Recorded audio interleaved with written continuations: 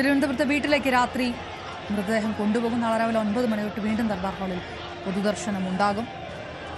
അത് കഴിഞ്ഞിട്ടാണ് വിലാപയാത്രയെ ആലപ്പുഴയിലേക്ക് കൊണ്ടുപോകുക. നാളെ തൊട്ട് 3 ദിവസം ദുഃഖാചരണവും സംസ്ഥാനത്തുണ്ട്. നമ്മൾ പറഞ്ഞു വരുന്നത് പോലെ തന്നെ VSന്റെ ആ വലിയ പിന്തുണ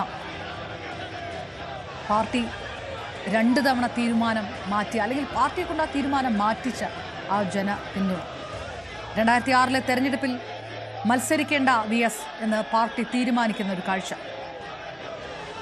ചെറിയ പ്രതിഷേധങ്ങളൊക്കെ ഉണ്ടാകും എന്ന് അറിയാതെ കൂടിയാകില്ല പാർട്ടി ആ തീരുമാനത്തിലേക്ക് എടുത്തത്. പക്ഷേ പാർട്ടി പ്രതീക്ഷിച്ചതിനപ്പുറത്തേക്ക് കാര്യങ്ങൾ പോയി. മുദ്രാവാക്യം വിളികളുമായി ഇതേ AKG സെന്ററിലേക്ക് മുന്നിലേക്ക് വരെ പ്രതിഷേധക്കാരെത്തി.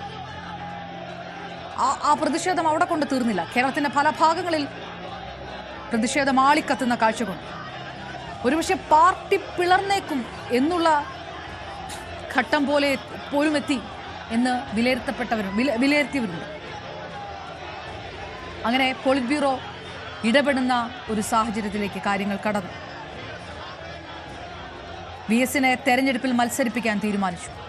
വലിയ ഭൂരിപക്ഷത്തോടെ VSന്റെ നേതൃത്വത്തിൽ ഇടതുമുന്നണി സംസ്ഥാനത്ത് ജയിച്ചു കയറി. അപ്പോഴും VS ആകും മുഖ്യമന്ത്രി എന്ന് ജനങ്ങൾ ഉറപ്പിച്ചപ്പോൾ VSനെ മുഖ്യമന്ത്രിയാക്കാൻ താല്പര്യമില്ല എന്നുള്ള സൂചനകൾ വന്നു. അപ്പോഴും പോളിറ്റ് ബ്യൂറോയുടെ ഇടപെടലുണ്ടായി. ആഭ്യന്തര വകുപ്പ് നൽകാതെ VS കേരളത്തിന്റെ മുഖ്യമന്ത്രിയാകുന്ന കാഴ്ച കണ്ടു.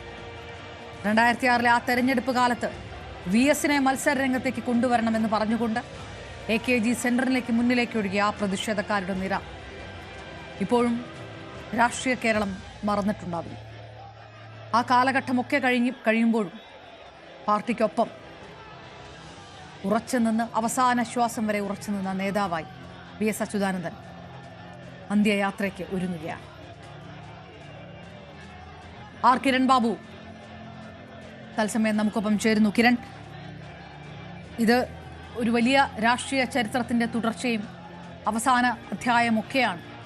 VSനെ ഒരു നോക്ക് കാണാനായി കൂടിയിരിക്കുന്ന ജനക്കൂട്ടം എല്ലാ കാലത്തും അദ്ദേഹം എവിടെ എത്തുമ്പോഴും എത്തിയിരുന്ന അതേ ജനക്കൂട്ടമാണ്. അന്ന് VSന് വേണ്ടി VS പറയുന്ന വാക്കുകൾക്ക് കൈയടിച്ചിരുന്ന അതേ ജനക്കൂട്ടം, VSന് നീതി നിഷേധിക്കപ്പെട്ടപ്പോൾ VSനൊപ്പം നിന്ന അതേ ജനക്കൂട്ടം, ഉയർത്തിയിരുന്ന അതേ മുദ്രാവാക്യങ്ങൾ ആർത്ത് വിളിക്കുകയാണ്. കേൾക്കാൻ പക്ഷേ VS അച്യുതാനന്ദനില്ല. രാഷ്ട്രീയ കേരളത്തിന്റെ ഏറ്റവും ജ്വലിക്കുന്ന അധ്യായമായി അദ്ദേഹം രേഖപ്പെടുത്തുന്ന സാഹചര്യം.